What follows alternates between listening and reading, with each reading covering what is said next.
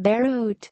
Islamic State militants, routed from one urban stronghold after another in Syria, have recently been moving deeper into Syria's remote desert, where experts say they are regrouping and preparing their next incarnation.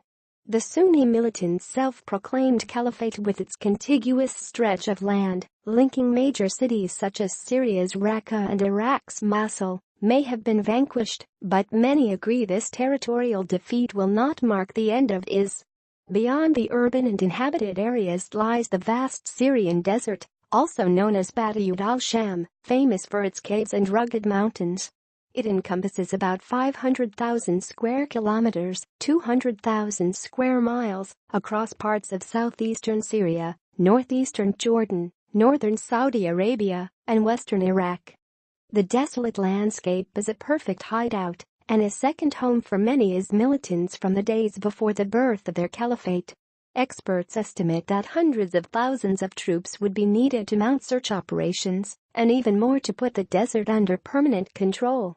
Once they melt into the desert, without an army of tens of thousands of supporters from dozens of countries, IS jihadists will resort to guerrilla-style attacks, scattered hit-and-run attacks and suicide bombings. They love fighting battles in the desert, and they will go back to the old ways, said Omar Abu Layla, a Europe-based opposition activist originally from Syria's eastern province of Deir el-Zawar, which lies in the heart of Badiyat al-Sham. IS leaders appear to have made contingency plans that involve precisely this, regrouping in the desert and launching attacks, much like IS's predecessor, al-Qaeda in Iraq, did for more than a decade after the US-led 2003 invasion. Some of those plans are already on display. In the eastern Syrian town of Mayadeen, a former IS stronghold, the militants pulled back and disappeared into the desert after only a few days of battle with Syrian government forces earlier this month.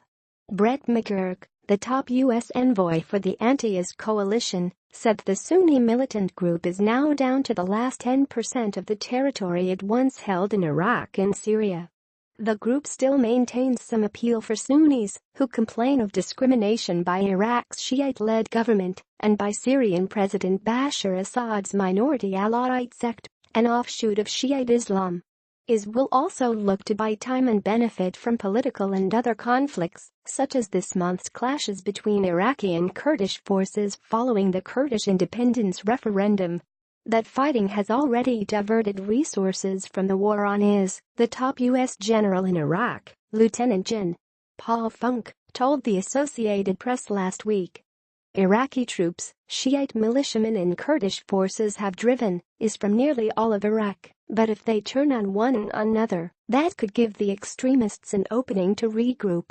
A similar dynamic threatens recent gains in Syria. The US-backed Syrian Democratic Forces and Russia-backed government troops have been the most effective in the fight against IS, but are now waging parallel offensives in Deir el-Zawar that could bring them into conflict with one another. Gen.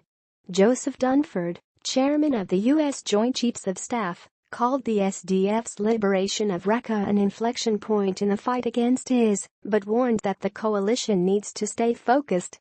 ISIS is on their heels right now, and our job is to make sure they don't recover, Dunford said, using an alternative name for the group.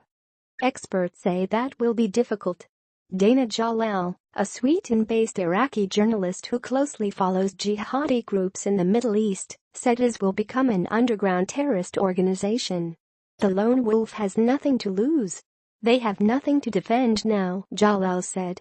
The group's predecessor, al-Qaeda in Iraq, was almost crushed in 2007 by U.S. and Iraqi forces.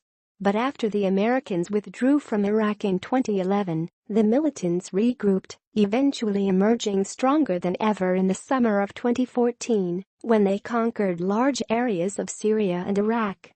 IS will again find a supporting base in Sunni Iraq, where discontent with the Shiite-led government runs high, said Mutlu Sivaroglu, a Washington-based Kurdish affairs analyst who follows the battle against IS.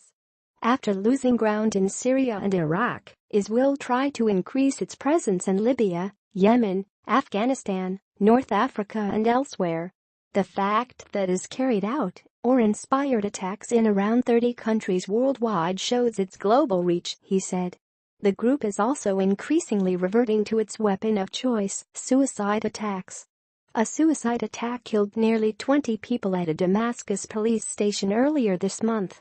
In late September, IS gunmen emerged from the desert and hit government forces in central Syria, cutting their supply lines for days. IS has also carried out deadly attacks in the Iraqi capital, Baghdad, and in western Iraq's sprawling Anbar province. The angry, disfranchised base that the group exploited is still there, so getting rid of the caliphate will not mean getting rid of the threat this group poses, Sivaroglu said.